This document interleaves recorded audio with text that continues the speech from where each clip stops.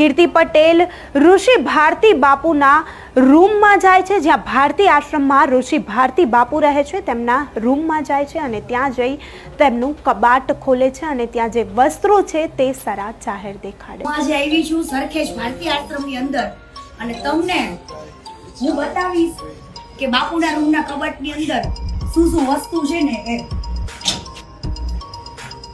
આજે મારો એક અજીબ સવાલ તો એ છે કે આ બાપુનો રૂમ છે, ઋષિ ભાઈનો રૂમ. બાપુ તો નથી કહેવા લાયક, એટલે હું બાપુ તો નહીં કહું, કેમ કે સાંસારિક એક જીવન જીવે છે, સનાતની જીવન ન કહેવાય આને.